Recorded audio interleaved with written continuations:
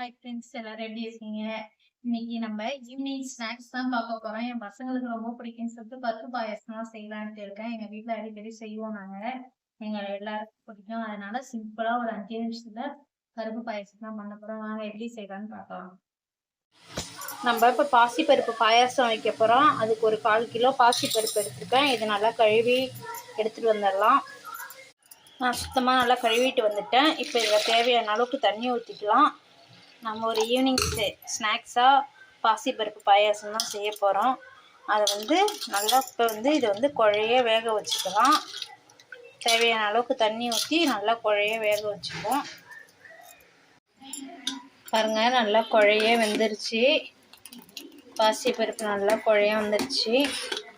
இப்போ இதில் நம்ம 1/4 கிலோ வெல்லம் நசுக்கி வச்சுருக்கேன், அதை சேர்த்துக்கலாம்.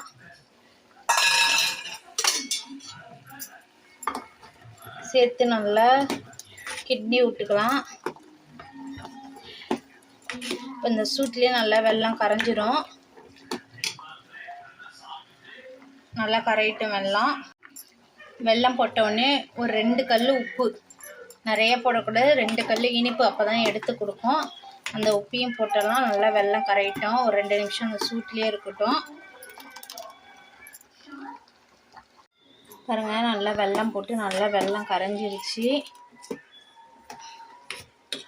இப்போ நம்ம அடுப்பை ஆஃப் பண்ணிக்கலாம்.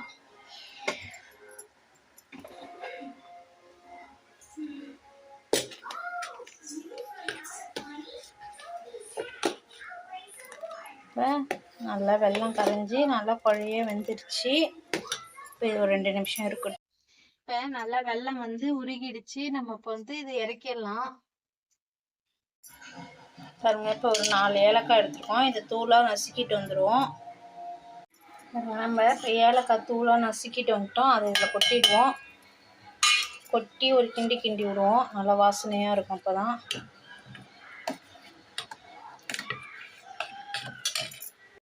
பாருங்க, நம்ம இப்போ கொஞ்சமாக நெய் ஊற்றிருக்கோம். அதில் முந்திரி பருப்பு வறுத்துக்கலாம். நான் திராட்சை போடல, வெறும் முந்திரி பருப்பு மட்டும் தான் போட்டிருக்கேன். இது நல்லா நெய்யிலே நல்லா வறுத்துப்போம். பாருங்க, நல்லா வறுத்தாச்சு. இப்போ இதில் நம்ம பாயாசத்தை சேர்த்துருவோம். சேர்த்ததுக்கப்புறம் அது கூடயே ஒரு 1/2 மூடி தேங்காவை சேர்த்துப்போம்.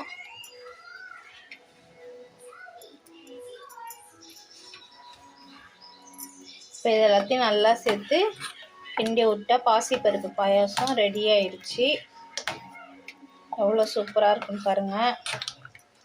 5 நிமிஷத்தில் பாசிப்பருப்பு பாயாசம் செஞ்சிடலாம்.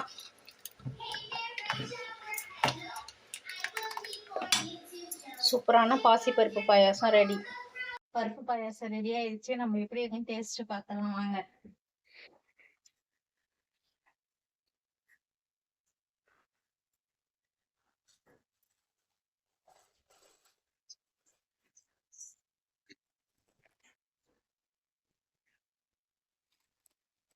சூப்பரா இருக்கு. இனிப்புலாம் கரெக்டா இருக்கு. இந்த மாதிரி நீங்களும் செஞ்சு பாருங்க. கண்டிப்பா உங்களுக்கும் பிடிக்கும். என் வீடியோ பிடிச்சிருந்தா வீடியோக்கு சப்போர்ட் பண்ணுங்க. இன்னைக்கு நான் செஞ்ச மாதிரி நீங்களும் வீட்டில் செஞ்சு பாருங்க. கண்டிப்பா உங்களுக்கு பிடிக்கும். என் வீடியோ பிடிச்சிருந்தா என் வீடியோ சப்போர்ட் பண்ணுங்க.